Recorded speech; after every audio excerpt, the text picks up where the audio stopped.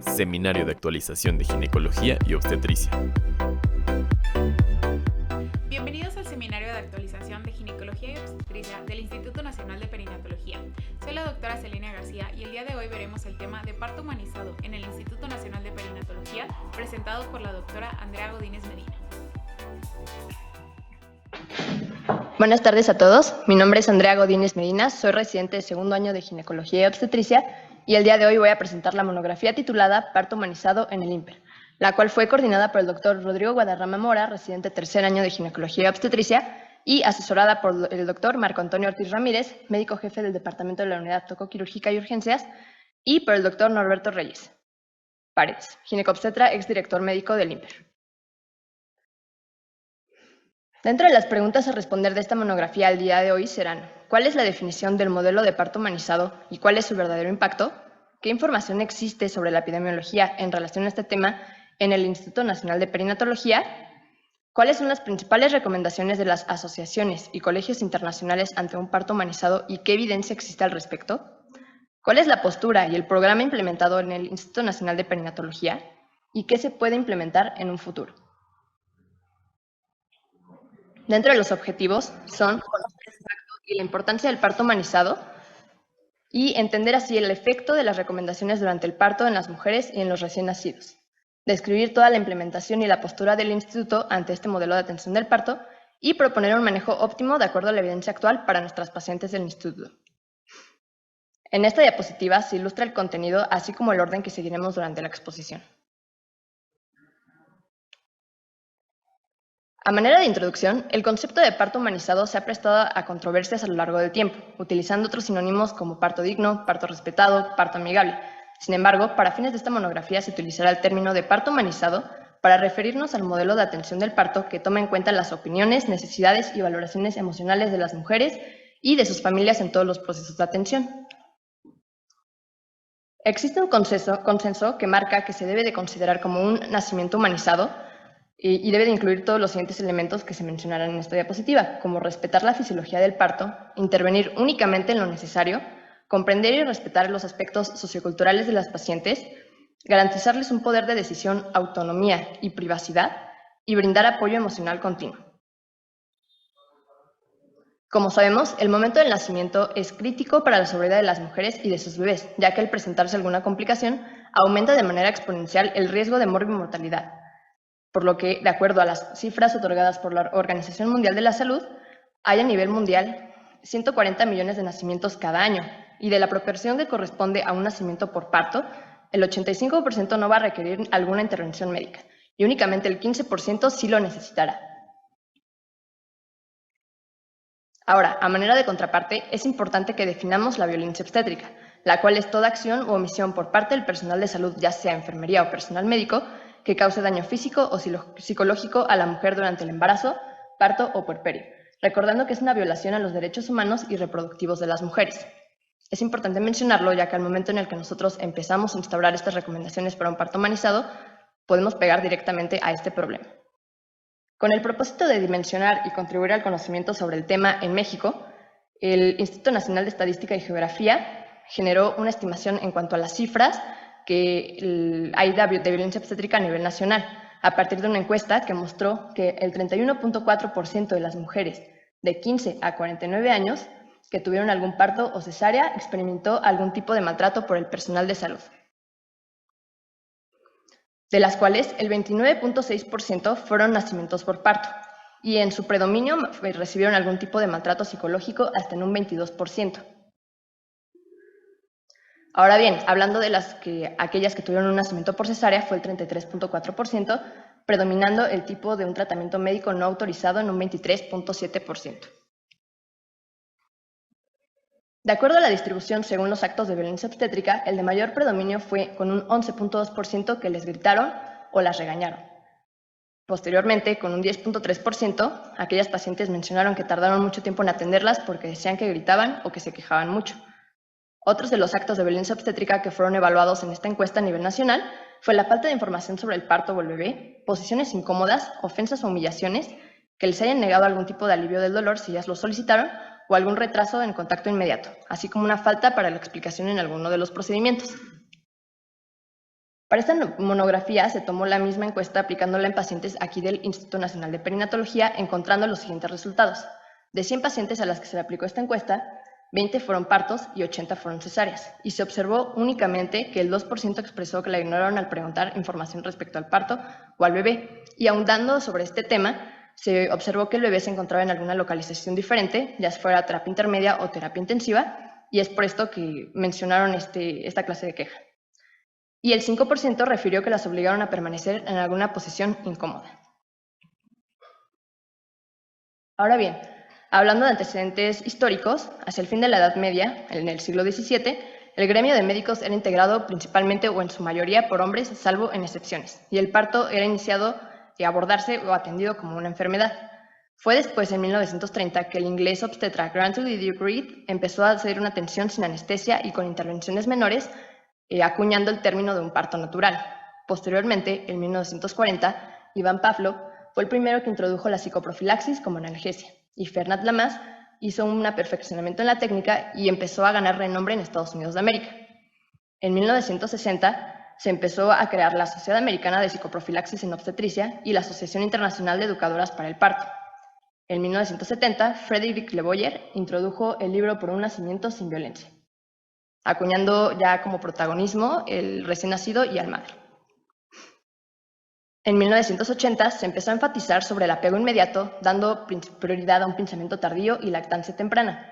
Fue el pediatra Marshall Klaus junto con el obstetra David Chamberlain quienes trabajaron juntos para ver el efecto que tenía estas intervenciones sobre el binomio.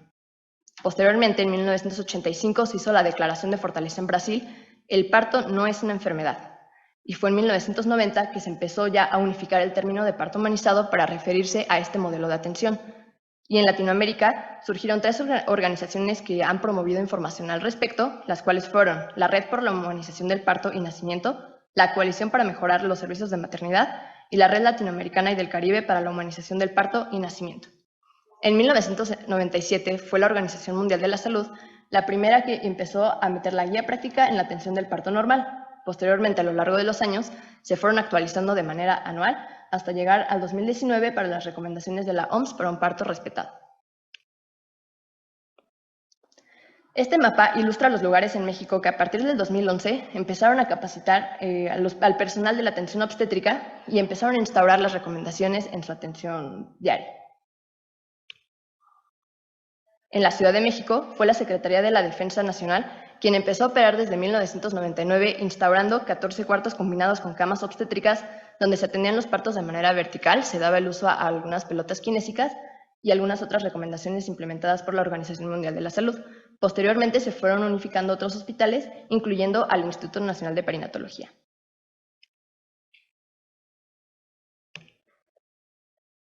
Sobre la epidemiología, la casuística del Instituto sobre el número de nacimientos se plasma en la siguiente gráfica, observando que hasta mayo del 2023 tenemos al momento 711 nacimientos.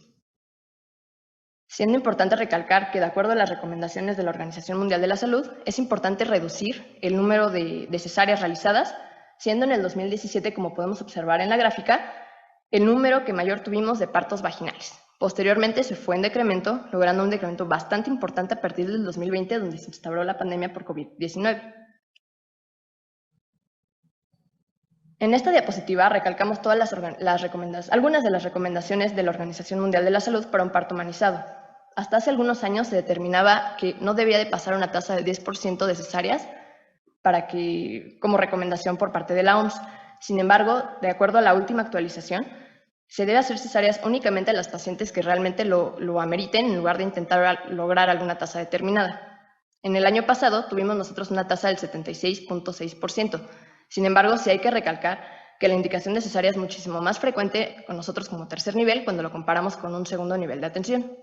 Respecto a otra recomendación como el acompañamiento, podemos observar que no hubo ningún caso del mismo porque todavía no se han instaurado las medidas que teníamos pre-pandemia. Hablando de la episiotomía, esta no se recomienda realizarla de manera rutinaria y nosotros tuvimos únicamente una tasa del 5.4% en todos nuestros partos atendidos. Ahora en la siguiente gráfica se presenta la razón de mortalidad materna por cada 100.000 nacidos vivos en el instituto del 2006 al 2022. Ahora, cuando lo desglosamos en esta gráfica de pastel mostrada, se observa que de todas las muertes maternas del 2006 al 2021, hasta el 59.1% correspondieron de una muerte a un embarazo que se resolvió por vía cesárea, vía abdominal. A su vez, se sabe que de las causas de muerte en el instituto se predomina la hemorragia obstétrica, hasta en un 25%, incluyendo ahí todas las anormalidades en la inserción placentaria, que es una complicación que se asocia al nacimiento vía abdominal. Es por esto que, por lo previamente mencionado, se implementaron estas estrategias para la reducción de las muertes maternas a partir del 2014 y con vigencia hasta la fecha, que incluyeron una serie de un abordaje multidisciplinario en el cual incluimos la reducción de cesáreas, que de manera indirecta propone el incremento de nacimientos por parto, así como la incorporación de las recomendaciones de la Organización Mundial de la Salud. Posteriormente, en las siguientes secciones se van a describir ciertas recomendaciones para parto humanizado y su evidencia al respecto, de acuerdo al periodo de trabajo de parto en el que se vaya encontrando la paciente. Emitidas o enfatizándolas en las siguientes escuelas, que fueron la Organización Mundial de la Salud, el Colegio Americano de Ginecología y Obstetricia y el Instituto Nacional para la Salud y la Excelencia en la Atención, con sus últimas actualizaciones en el 2019, las cuales se van a sugerir realizar en aquellas pacientes que se encuentren estables y que aparte el perfil obstétrico lo permita. En el primer periodo de trabajo de parto no se recomienda una tricotomía de rutina ni el uso de enemas. Se recomienda el acompañamiento continuo durante el trabajo de parto, tacto vaginal cada 4 horas y un manejo expectante en aquellas pacientes con menos de 5 centímetros de dilatación, de acuerdo al Colegio Americano de Ginecología y Obstetricia, y menos de 6 centímetros, de acuerdo a la Organización Mundial de la Salud.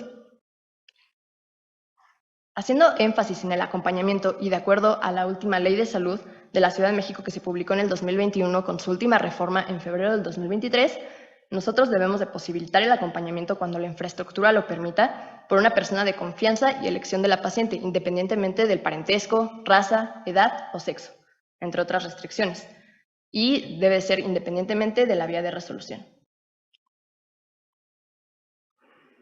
Justificando el acompañamiento, les muestro este estudio de Cochrane, que tuvo como objetivo evaluar los efectos del apoyo continuo intraparto comparado con el apoyo rutinario en las madres y en los recién nacidos. Fue una revisión sistemática que incluyó 26 estudios clínicos controlados aleatorizados con un total de 15.858 pacientes, y lo que ellos fue hacer esta intervención. Fue un acompañamiento mediante una dula, familiar, partera, enfermera o persona de elección de la paciente, que brindó apoyo emocional continuo, información continua sobre el progreso de parto, y se les brindó ciertas medidas de comodidad como baño, deambulación, masaje o abundantes líquidos, además de ayudar en comunicar los deseos de la mujer. Y se observaron los siguientes resultados. En cuanto al parto vaginal espontáneo, se vio una mayor asociación en aquellas mujeres que permanecieron con acompañamiento hasta en un 8% más. Se vio una disminución en cuanto a los sentimientos negativos sobre la experiencia de parto, con una disminución en un 31%, menor uso de analgesia regional hasta en un 7%, menor resolución por cesárea hasta en un 25%, disminución del parto instrumentado en un 10%, y hablando de los resultados neonatales, hubo una disminución de un Apgar bajo hasta en un 38%, todos con resultados estadísticamente significativos. Por lo que podemos concluir que el apoyo continuo durante el trabajo de parto incrementa el número de partos vaginales espontáneos, disminuye la duración del mismo y el número de nacimientos por cesárea, así como el uso de cualquier analgesia, y se asocia a mejores resultados perinatales. Este otro estudio tuvo como objetivo estimar el impacto de la dilatación cervical al ingreso sobre el riesgo de cesárea en mujeres con trabajo de parto espontáneo a término. Fue un estudio de corte prospectivo que incluyó 2.033 pacientes cursando con un embarazo único de término, excluyendo pacientes con ruptura prematura de membranas, trabajo de parto con cesárea previa o que estuvieran en una inducción del trabajo de parto. Y se compararon los desenlaces de las mujeres que ingresaron con una dilatación menor a 6 centímetros versus mayor a 6 centímetros. Y ellos observaron los siguientes resultados. Como podemos ver en la gráfica, en cuanto hay mayor dilatación, disminuye el riesgo de una cesárea de emergencia. Por lo que si tomamos como punto de corte 6 centímetros y comparamos a aquellas pacientes que ingresaron con menos de 6 centímetros versus más de 6 centímetros a la unidad tocoquirúrgica, encontramos que se presentó 13.2 versus 3.5% con un riesgo relativo de 2.7 veces más, con un intervalo de confianza estadísticamente significativo en cuanto al riesgo de cesárea. Por lo que podemos concluir que el ingreso a la unidad tocoquirúrgica con una dilatación mayor a 6 centímetros es un factor de riesgo modificable para un nacimiento por parto. Continuando con las recomendaciones, Hay otro tipo que recomiendan el uso restrictivo de soluciones intravenosas, una auscultación intermitente de la frecuencia cardíaca fetal, uso de líquidos claros y de dieta blanda, esto variando dependiendo de cada escuela, promoviendo movilidad y una posición de preferencia. Y bueno, recalcando ahora en la recomendación de administrar líquidos generales a la paciente durante el periodo de parto, se puede observar que la mayoría de las escuelas recomienda ya sea el uso de líquidos claros o líquidos generales, haciendo énfasis en que ninguna recomienda el ayuno. Sin embargo, sí mencionan que debemos de tener en cuenta ciertas condiciones de alto riesgo que pondrán seleccionar a la paciente para que no demos esta recomendación de manera rutinaria. Condiciones neurológicas como esclerosis múltiple, antecedente de un evento vascular cerebral, Parkinson, parálisis de cuerdas vocales, alteración en el nivel de conciencia o condiciones obstétricas que sean alguna urgencia, como desprendimiento prematuro de placenta normoinserta, triple I, alguna trombocitopenia severa, entre otras.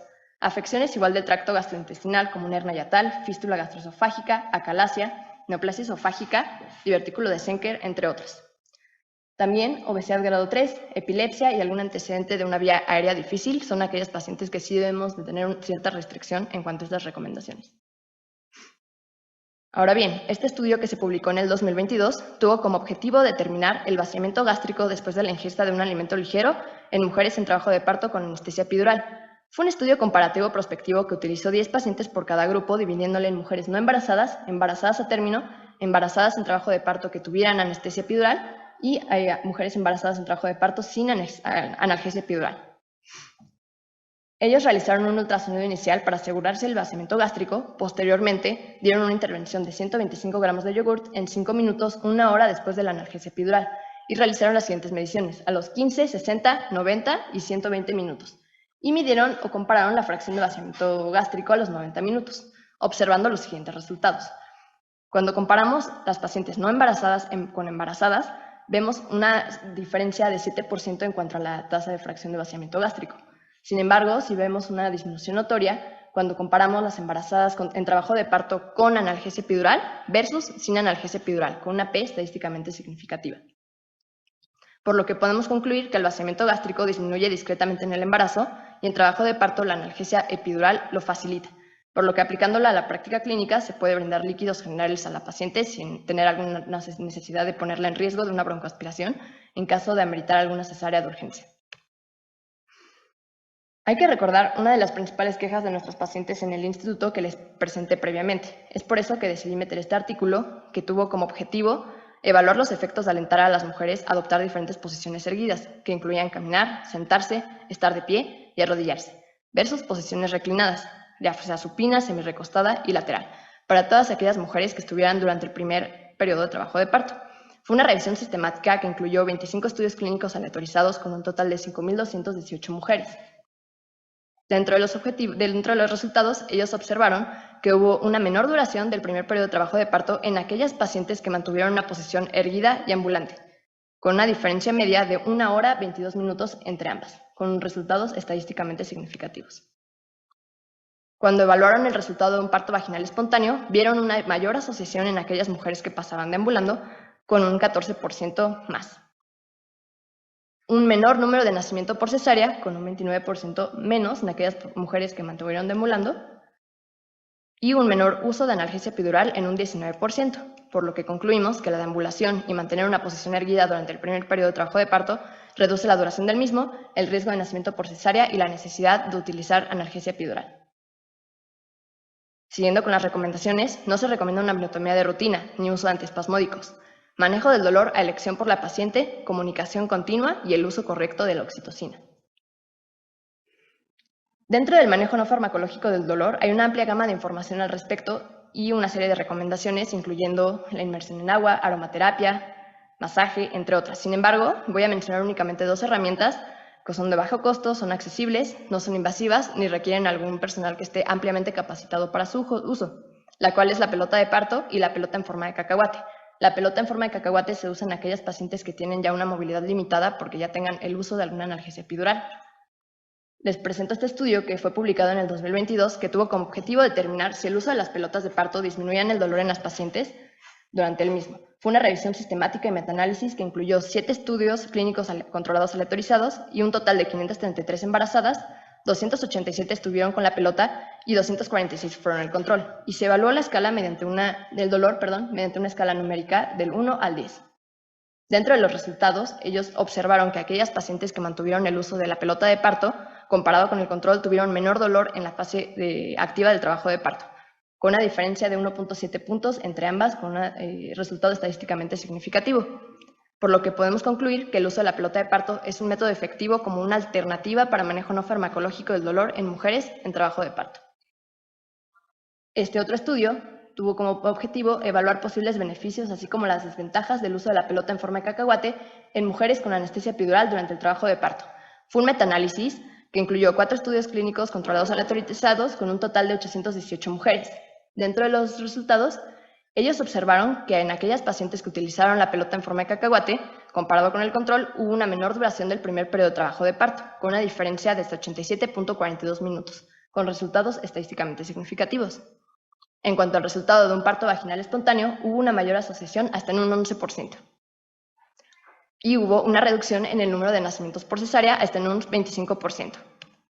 Todos con resultados estadísticamente significativos, concluyendo que el uso de la pelota en forma de cacahuate reduce la duración del primer periodo e incrementa el porcentaje de partos vía vaginal. Ahora hablando respecto a las recomendaciones del segundo periodo de trabajo de parto, vemos que podemos recomendar una adopción de una posición que sea de elección por la paciente, favoreciendo siempre la lateral o la vertical, alentándola y asistiéndola para seguir su propia necesidad de pujar, brindándole masaje perineal y compresas tibias y no recomendando una episiotomía de rutina. Es bien sabido hasta la fecha y hay múltiples estudios que demuestran el beneficio del masaje perineal o de las compresas tibias para el trauma perineal. Sin embargo, la pregunta es si combinando ambas intervenciones podemos obtener un mejor resultado. Es por eso que se colocó este estudio, que tuvo como objetivo evaluar el efecto de la combinación del masaje perineal y las compresas tibias en el perine versus únicamente realizar masaje perineal durante la segunda etapa del trabajo de parto para la reducción del trauma perineal en mujeres nulíparas. Fue un ensayo clínico aleatorizado que se llevó a cabo del 2020 a mayo de 2021 e incluyeron 277 pacientes nulíparas a término durante la segunda etapa del trabajo de parto. Observando dentro de los resultados evaluados tanto la reparación perineal, incidencia de desgarros perineales, parto vaginal espontáneo o uso de episiotomía con desgarros, ninguno tuvo un resultado estadísticamente significativo, por lo que se puede concluir que la combinación de masaje perineal y las compresas calientes durante el segundo periodo de trabajo de parto no disminuía el riesgo de trauma perineal en mujeres nulíparas, porque se puede recomendar tanto una intervención u otra. Este otro estudio fue publicado en el año 2022, tuvo como objetivo comparar los efectos de la posición lateral versus la posición de litotomía durante el segundo periodo del trabajo de parto en cuanto a los resultados perineales. Fue un estudio observacional que se llevó a cabo de julio a noviembre del 2020 y utilizó una regresión logística binaria para el análisis de los efectos. Estos fueron los resultados que ellos mostraron. Hubo una disminución en la incidencia de episiotomías hasta en un 78% y una menor asociación a una episiotomía con un desgarro de segundo grado hasta en un 58% con resultados estadísticamente significativos en aquellas mujeres que mantuvieron una posición lateral cuando la compararon con la posición de litotomía. Por lo que podemos concluir que la posición lateral en el segundo periodo del trabajo de parto tiene efectos protectores en el periné de las mujeres nulíparas. Este otro estudio tuvo como objetivo evaluar el efecto del parto en posición vertical versus una posición de litotomía en cuanto a desenlaces del parto, neonatales, nivel hormonal y el nivel de satisfacción. Fue un ensayo clínico aleatorizado que se llevó a cabo del 2019 al 2020, incluyendo 90 pacientes en el segundo periodo del trabajo de parto. Se dividió en 3 grupos. El grupo 1 fue una posición de litotomía con libertad de movimiento durante el trabajo de parto. Grupo 2 fue la posición vertical, dándole libertad de movimiento. Y el grupo 3 fue una posición de litotomía sin libertad de movimiento, encontrando los siguientes resultados. En cuanto a la evaluación durante el parto, vieron que hubo una mayor uso de uterotónicos en aquellas pacientes que fueron del grupo control, recordando que eran las pacientes que se mantuvieron en posición de litotomía, con una P estadísticamente significativa. Cuando evaluaron las escalas para satisfacción y dolor, ellos observaron que en cuanto a la escala evaluada para el dolor, hubo un mayor puntaje en aquellas pacientes que fueron del grupo control, con una diferencia de 5.4 puntos versus 4.27 y 4.60, con una P igual estadísticamente significativa. Posteriormente hicieron las escalas de satisfacción y observaron que hubo una diferencia de 7.77 puntos versus menos 4.6 y 3.43 cuando compararon la posición vertical versus la posición de litotomía, igual con una P estadísticamente significativa. Cuando hicieron la comparación de resultados bioquímicos, ellos observaron que en aquellas pacientes con la posición vertical tuvieron una mayor liberación tanto de prolactina como de oxitocina, concluyendo así que la posición vertical durante el segundo periodo de trabajo de parto afecta de manera positiva en los niveles hormonales, una disminución del dolor, incrementa la comodidad en la paciente, así como la satisfacción en aquellas mujeres que lo realizan, sin demostrar ningún resultado adverso en los recién nacidos. Continuando con las recomendaciones, no se recomienda ni aplicar presión en el fondo uterino, debido a que podemos dañar los músculos del suelo pélvico. No se recomienda un pujo retardado en aquellas mujeres que reciben anestesia epidural y no se recomienda la inmersión en agua. Hablando sobre la inmersión en agua, esto se consideraba un punto de mala práctica asociado a infecciones neonatales y malos desenlaces neonatales, como sepsis y neumonía. Incluso en el 2014, el Colegio Americano de Ginecología y Obstetricia lo marcaba como no recomendado. Sin embargo, les voy a presentar este estudio que fue realizado en el 2018. Fue un artículo de Cochrane que tuvo como objetivo evaluar el efecto de la inmersión en agua durante el segundo periodo de trabajo de parto en las mujeres y en sus recién nacidos. Fue una revisión sistemática que incluyó 15 estudios clínicos aleatorizados, se llevó a cabo de 1990 al 2015, incluyendo un total de 3.662 pacientes, y ellos obtuvieron estos resultados. Vieron, en cuanto a la duración del segundo periodo de trabajo de parto, la admisión a la terapia intensiva neonatal, un pH de la arteria umbilical menor a 7.20 y una hemorragia mayor a 500 mililitros, observando que ninguno fue estadísticamente significativo. También es importante mencionar que ningún estudio reportó infección neonatal, únicamente temperatura del neonato menor a 36.2 grados centígrados y fiebre en la primera semana de nacimiento.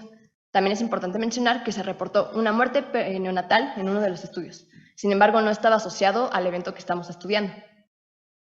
Y se concluyó que la evidencia es limitada para poder recomendar la inmersión durante el segundo periodo de trabajo de parto y no muestra ninguna diferencia significativa en cuanto a resultado materno o neonatal. Es por eso que en la última actualización del Colegio Americano de Ginecología y Obstetricia, en el 2019 ya no lo prohíbe, pero tampoco lo recomienda. Hablando ahora del manejo del tercer periodo de trabajo de parto, tenemos el uso de uterotónicos para prevenir hemorragia postparto, pinzamiento tardío del cordón umbilical, no menor a 1 minuto, tracción controlada y contacto piel a piel en recién nacidos sin complicaciones, así como instaurar una lactancia materna temprana. Ahora, hablando de la cesárea humanizada, el objetivo sí es tener un parto vía vaginal en aquellas pacientes que sean candidatas. Sin embargo, por la condición obstétrica de algunas pacientes, no podemos evitar este desenlace, por lo que se implementó agregar ciertas recomendaciones para cumplir con algunas de las recomendaciones de la Organización Mundial de la Salud previamente comentadas. El Colegio Americano propone que se realice acompañamiento en las cesáreas que se permitan, permitir a la mujer acceso a recién nacido e incluso una extracción lenta y parcial por la paciente si es que así lo desea, observando el nacimiento, y si no, una extracción fetal lenta y delicada por la histerotomía con pinzamiento tardío si es que se amerita. Ahora, hablando del programa de parto humanizado que alguna vez se instauró en el instituto, fue a partir de 1987 que se instauró un manual adaptado para brindar información a la paciente acerca del embarazo, parto y puerperio, con el fin de brindar siempre una comunicación efectiva e involucrar a la paciente en el control prenatal. Fue después, a partir del 2014, que se empezó a implementar ciertas recomendaciones de la Organización Mundial de la Salud para la atención del parto. Hasta el 2017 se incluyó al Departamento de Enfermería Perinatal, brindando una educación previa mediante 3 clases y 6 talleres para la paciente y su acompañante, deteniéndose hasta principios del 2020 por la implementación de la pandemia por COVID-19. Y hubo un trabajo en equipo entre el Departamento de Enfermeras Perinatales y el Departamento de Ginecología y Obstetricia. En estas imágenes ilustrativas podemos observar cómo era la educación perinatal, que se era implementado por el Departamento de Enfermeras Perinatales, y se incluía tanto al acompañante como a la paciente, brindándole ciertas técnicas para acompañar durante el trabajo de parto, y se les brindaba información acerca de qué esperar. También se instauró la sala de labor parto-recuperación en el tercer piso, donde se mantenía con cierta privacidad a la paciente, estaba la acompañante y la enfermera perinatal, y se mantenía parcialmente hasta que posteriormente se ingresaba a la unidad tocoquirúrgica. Era una sala de labor parto-recuperación parcial debido a que este tipo de salas se tiene que llevar a cabo el nacimiento, tanto el nacimiento como el puerperio inmediato. Sin embargo, aquí pues, se enviaba a la unidad tocoquirúrgica directamente, donde igual se mantenía el acompañamiento y se mantenía el uso de líquidos claros y líquidos generales. Estas cifras fueron sacadas del año 2018, que tuvieron un total de 216 nacimientos que fueron llevados a cabo con una resolución del embarazo con un parto humanizado o con acompañamiento. Para que las pacientes fueran candidatas a ingresar a este tipo de programa, nosotros debíamos de dar una autorización médica en el plan de nacimiento, donde poníamos si era candidata o no a este acompañamiento y brindando la información detallada a la paciente y al acompañante sobre qué van a experimentar durante el trabajo de parto. Justificando la implementación de esta práctica en el instituto, pongo este artículo que fue publicado en el año 2022, que tuvo como objetivo investigar el efecto del plan de nacimiento en cuanto a resultados maternos y neonatales. Fue un ensayo clínico aleatorizado que incluyó 106 mujeres embarazadas, en donde se les instauró este plan de nacimiento a partir de las 32 a las 36 semanas de gestación, y se incluyeron preferencias de la madre en cuanto a analgesia, acompañamiento, movilidad durante el trabajo de parto y la posición de preferencia versus un grupo control. Dentro de los resultados que ellos obtuvieron, vieron que en aquellas pacientes en las que se instauró un plan de nacimiento, fue una mejor experiencia en el nacimiento, hubo un menor miedo al nacimiento de su bebé durante el trabajo de parto y menor incidencia de depresión postparto, así como menor incidencia de una cesárea de emergencia, hasta en un 98% menos, todos con resultados estadísticamente significativos. Por lo que podemos concluir que el hecho de que nosotros establezcamos un plan de nacimiento va a mejorar la experiencia durante el nacimiento, reducir el miedo en las pacientes y otros síntomas psicológicos asociados a depresión y va a reducir el número de cesáreas de emergencia. Ahora, a manera de propuesta de esta monografía, es la siguiente. A partir de la declaración del fin de la pandemia por COVID-19, nosotros podemos volver a implementar este programa de parto humanizado que alguna vez se tuvo en el instituto, agregando las nuevas recomendaciones y las últimas basadas en la evidencia que últimamente se ha publicado, generando un trabajo en equipo con los neonatólogos, anestesiólogos, enfermería perinatal y nosotros como departamento de obstetricia. Recursos hasta la fecha, al día de hoy, contamos con 60 enfermeras perinatales y 9 adscritos a neonatocoquirúrgica, así como 64 residentes, por lo que se debe de volver a implementar toda la educación perinatal. La paciente debe de cumplir el 100% con ello para que se le pueda brindar el acompañamiento, así como establecer un plan de nacimiento en el que nosotros demos o no una autorización para ingresarlas a este tipo de programas. También implementar las salas de labor parto-recuperación que estén cerca del área de quirófanos para que de cualquier emergencia que pueda suceder podamos intervenir de manera oportuna y que sean realmente unas salas de labor parto-recuperación donde el nacimiento y el puerperio inmediato se lleven a cabo en dichas salas e incluir las recomendaciones de la Organización Mundial de la Salud en toda la atención del parto. Les propongo este algoritmo que puede utilizarse en el servicio de urgencias ante las mujeres que llegan con trabajo de parto, un embarazo de término que acude con datos clínicos. De una primera instancia se debe auscultar la frecuencia cardíaca fetal, medir los signos vitales y realizarse una evaluación inicial. Esa paciente ya debe de haber cumplido con un plan de nacimiento ya establecido, con la autorización previa del médico tratante, cursos perinatales completos, debe ser candidata y llevar un adecuado control prenatal. Posteriormente, si no está estable y es una urgencia obstétrica, se debe dar un ingreso inmediato a la neonatocoquirúrgica y una resolución inmediata a corto plazo, llevando a cabo a lo mejor un desprendimiento prematuro de placenta norma inserta, anidrápneos, un registro categoría 2 que no responde a maniobras, basa previa o algún otro tipo de urgencias. Si está estable y no es candidata a un trabajo de parto, se puede hacer una cesárea apegada a las recomendaciones que previamente les mencioné en la monografía. En el caso de que sí sea candidata, tenemos que checar cuánto tiene de dilatación. En el caso de que tenga menor a 5 centímetros, se debe dar ingreso a domicilio con datos de alarma. En el caso de que tenga mayor a 5 centímetros, se debe dar un ingreso oportuno a la unidad tocoquirúrgica. Una vez dentro, se debe seguir las recomendaciones de acuerdo al periodo de trabajo de parto en el que se encuentra la paciente, siempre llenando correctamente el partograma y siguiendo todas las recomendaciones implementadas que previamente se describieron en esta monografía. Por lo que a manera de conclusión, esta intervención no requiere ningún gasto extraordinario para los servicios del instituto o una inversión en el tiempo adicional y produce una disminución significativa en cuanto a los costos de atención, generando directamente un impacto en la morbi-mortalidad materna y perinatal, además incrementando la calidad de atención, así como la satisfacción de las pacientes y de sus familias. Gracias. Agradecemos a la doctora por su excelente ponencia. Los invitamos a continuar con nosotros en la siguiente plática. Instituto Nacional de Perinatología, Ética y Humanismo.